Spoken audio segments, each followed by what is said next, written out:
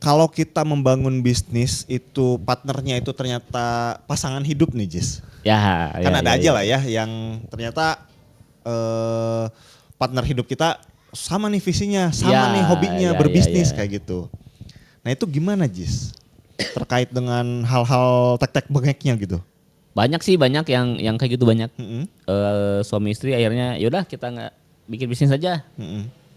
Eh, Bahkan banyak tuh yang bikin konten kayak gitu banyak. Mm-mm. Udah nikah kita mencoba rintis bisnis bareng katanya. Mm-mm.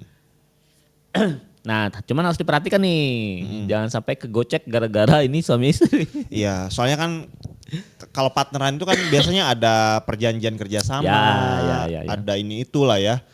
Nah ini kan karena oh ini mah istri saya, oh ini mah suami saya gitu. Ngapain bikin yang kayak gitu loh. Bener. Nah, memang ada kelebihannya. Kelebihan bikin bisnis bersama pasangan Mm-mm. itu adalah biasanya kita lebih nyambung dulu. Udah nyambung lah, chemistry-nya udah nyambung. Visi misinya udah nyambung gitu. Gampang lah untuk gerak itu gampang. Terus loyal juga, udah pasti loyal gitu kan. Dan nggak takut misalkan nanti uang saya sama dia dong. Nah, Iya. nggak takut kayak gitu karena orang ini kan uang bersama gitu. Masuk ke keluarga juga gitu. Apa yang harus dicemaskan gitu. Dan apa ya? Kalau sama pasangan itu ketika down bareng gitu. Udah ngerti gitu. Kan kalau misalkan menjalin sama investor atau partner lain lah yang kita nggak kenal misalkan. Ketika bisnis jatuh pasti kan ada pertanyaan, wah yang bener nih masa bisnisnya jadi jatuh gini? Iya benar. Belum tentu sengerti itu ya. Ya bahkan nggak menutup kemungkinan minta ganti rugi gitu. Ya udah balikin aja duit saya misalkan. Iya misalkan ada investor kayak gitu ngasih uang misalkan 100 juta, bisnisnya lagi down kayak gitu. Oh saya nggak mau karena kamu nggak ngasih keuntungan nih tahun ini, saya tarik modal saya kayak gitu ya. Ya bisa jadi kayak gitu. Iya. Nah kalau suami istri kan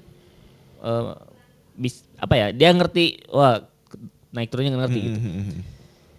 Nah tapi ada kelemahannya. Iya gimana tuh? Nah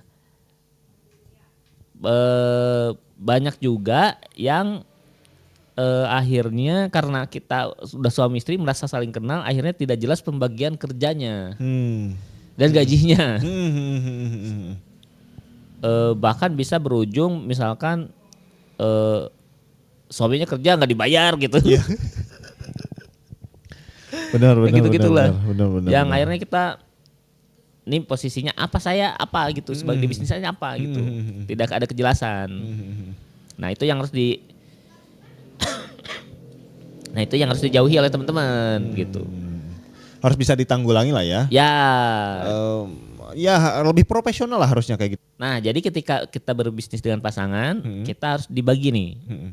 Ini kehidupan pribadi, kehidupan keluarga, udah. Ini kehidupan bisnis, harus profesional. Siapa penanggung jawabnya, siapa pengambil keputusannya, misalkan ya. Atau founder utamanya siapa di situ. Baru nanti bagi hasilnya gimana, gajinya gimana gitu. Harus diobrolin benar-benar gitu. Jangan sampai karena ketidakjelasan tadi akhirnya memicu keributan. Iya benar. Gitu. Benar. Jangan sampai ada yang ngerasa kamu kerjanya dikit banget sih, saya semua yang ngerjain. Nah, malah jadi merembet ke masalah rumah tangga nih ya. Akhirnya jadi gitu. Jangan sampai ada yang merasa kerja sendiri, tapi penghasilannya mana nggak jelas gitu, pembagian gajinya gimana gitu. Nah gitu, jadi harus diperjelas dulu di awal gitu. Job desk-nya apa, gajinya berapa, terus pengambil keputusan siapa gitu. Sebelum nanti akhirnya mungkin bisa rekrut karyawan dan lain-lain gitu. Iya. Berarti kan dari awal lah ya itu udah jelas lah ya.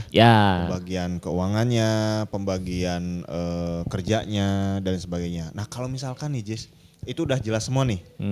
Dia udah apa namanya? Ya udah terskema lah kayak gitu. Ya. Nah terkait dengan kayak hak merek tuh, hak bisnisnya, kemudian kalau ada hak ciptanya itu gimana Jis? Nah ini juga harus diurus nih. Nanti hak siapa itu tuh? Nah harus diurus bener. Jadi ketika teman-teman berbisnis dengan partner, usahakan daftar mereknya nanti atas nama berdua. Kalau suami istri. Bisa ya berdua? Bisa. Oke. Jadi nanti hak mereknya ini atas nama suami dan atas nama istri gitu. Terus hak cipta juga sama. Misalkan teman-teman nyiptain maskot misalkan. Ya didaftarkan hak ciptanya gitu. Milik berdua juga bisa gitu. Karena kalau saya lihat sih banyak konflik-konflik ya. Suami istri yang berbisnis akhirnya pecah jadi nggak dapat royalti apa-apa gitu.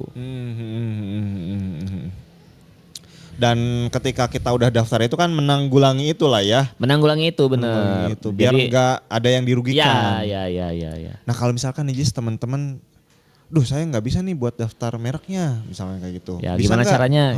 Gitu, bisa nggak dibantuin sama kebun desain kayak gitu? Bisa. Teman-teman yang mau daftar merek ya, bisa langsung hubungi kebun desain ke nomor yang tertera di layar, nanti dibantuin. Iya kayak gitu ya.